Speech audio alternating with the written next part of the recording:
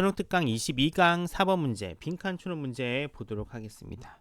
4번은 뭐 읽어볼만 합니다. 소재 괜찮고요. 평가원이 좋아할 만한 소재를 담고 있는 글입니다. 여러분들 좀 신경 써서 읽어봐야 될 문제라고 할 수 있겠죠.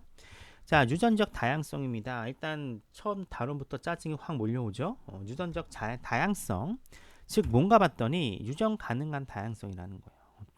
어디 사이에? 개인과 이 종의 개체군 사이에서 유전 가능한 다양성인 유전적 다양성이라고 하는 건 무엇을 제공해 주느냐? 진화에 대한 기본적인 것들을 제공해 주게 됩니다. 즉 유전적 다양성이라고 하는 것, 즉 개체와 전체 사이에서 유전 가능한 다양성이라고 하는 것들은 진화라고 하는 것의 기초를 제공해 주고 있대요. 자, 수백만 년이라는 시간 동안 이러한 유전적 다양성이라고 하는 것들은 뭘 가능하게 했느냐? 숲과 나무들이요 변화하는 환경에 적응해 가도록 가능하게 했다. 즉 유전적 다양성이라고 하는 것 때문에 숲속에 있는 나무들이요 환경적인 변화에 적응할 수 있었다라고 이야기를 하고 있습니다. 자, 일부 나무종은 길들여지게 됩니다. 사람이 키웠다는 거죠. 키워서 이제 농사를 짓게 됐다는 내용이에요. 일부 나무종은 길들여지게 됩니다. 하지만 숲의 유전적인 어떤 자원의 관리라고 하는 건요 나무의 개체군을 포함하고 있어요. 혹은 나무의 개체군과 관련이 있답니다. 어떤 나무의 개체군인가 봤더니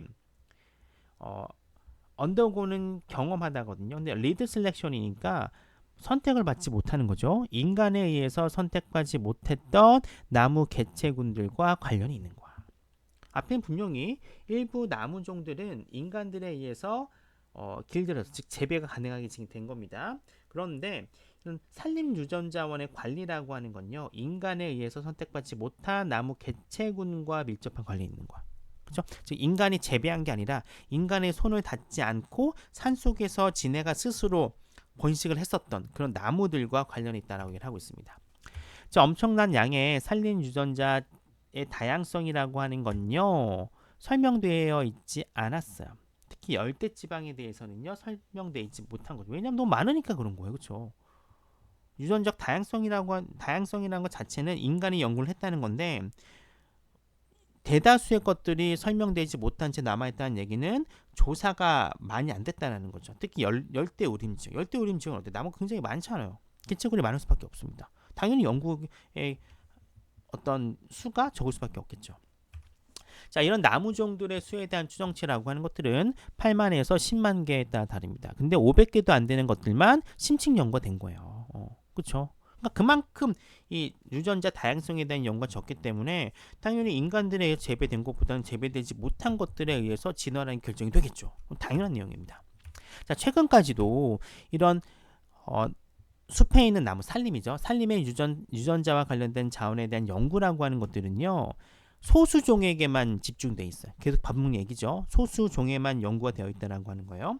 자, 뭐로써 간주됐던 소수종인가 봤더니 당연히 키우기 쉬운 거잖아요. 그렇죠? 재배라고 하는 것에 가장 적합하다라고 간주되었던 거예요.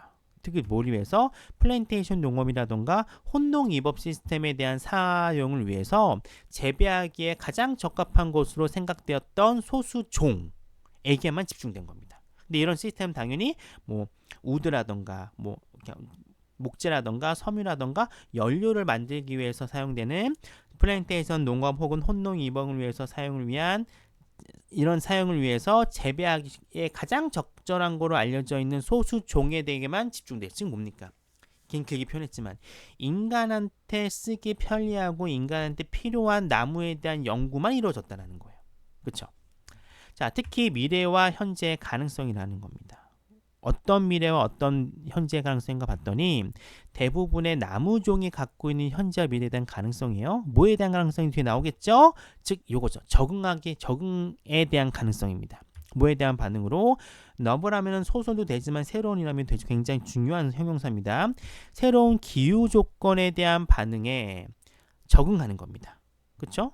적응하는 대부분의 나무종에 대한 가능성이에요. 즉 새로운 환경에 대한 적응 가능성을 얘기해 보시면 됩니다. 아니면 인간의 사용을 위한 유전적인 개선에 대한 가능성이에요. 됐죠? 새로운 환경에 대한 나무종의 가능성, 아니면 유전적, 그러니까 인간의 사용을 위한 더 나은 유전적인 개선을 위한 가능성, 요 가능성이라고 하는 것들은 삐리리하다라고 이야기를 하고 있습니다. 전체적인 내용은 어때요? 전반적인 유전적 자원에 대한 연구라고 하는 것들은 인간이 재배한 것들로만 한정되어 있습니다. 그렇죠? 즉 대다수의 것들은 설명되어 있지 않아요. 계속해서 반복됩니다. 소수종에 대해만 연구가 되어 있고요. 특히 인간에게 유용 가능한 것들만 되어 있어요. 그러면 뭘까요? 잘 모른다는 내용이 나와야겠죠. 그렇죠? 새로운 기후 변화에 대한 적응 가능성, 그리고 인간의 사용을 위해서 인간을 위한 유전적 개선에 대한 가능성 알려져 있을까? 알려져 있지 않죠. 왜냐하면 너무 많잖아요. 정말로 연구된 건 소수만 되어 있기 때문에 얘네가 어떻게 될 거라고 하는 건 잘 모른다는 내용이 나오면 됩니다. 자, 1번. 자, 대체로 알려지지 않은 채 남아있다. 가능성이 있어요. 2번. 더 무시될 수 없다. 미래의 가능성, 현재의 가능성이 무시될 수 없다. 말이 이상하죠? 자, 3번. 지구온난화를 지적받고 있다. 이런 내용은 안 나오고 있어요. 4번. 유전적으로 우월할 종을 개발하는 데 있다. 개발해야 되는 건 아니잖아요. 그렇죠? 4번. 더 다양한 나무종이 심어지게 할 수 있다. 이건 인간이 할 수 있는 건데 말이 안 되는 거죠. 따라서 지금 연구되고 있는 종 굉장히 소수에 불과하기 때문에 얘네 전체에 대한 어떤 현재와 미래의 가능성이라고 하는 것들은 모른다라는 거예요. 따라 정답은 1번이 되겠습니다. 연구종의 제약으로 인해 숲의 유전적 다양성 연구는 한계를 봉착하고 있다. 더 늘려야 된다는 얘기가 나오겠죠. 자, 서두에 말씀드렸습니다. 소재 굉장히 평가원이 좋아할 만한 소재예요. 여러분들이 충분히 읽어보셔야 될 만한 지문이고요. 어법과 어휘 충분히 나올 가능성이 있습니다.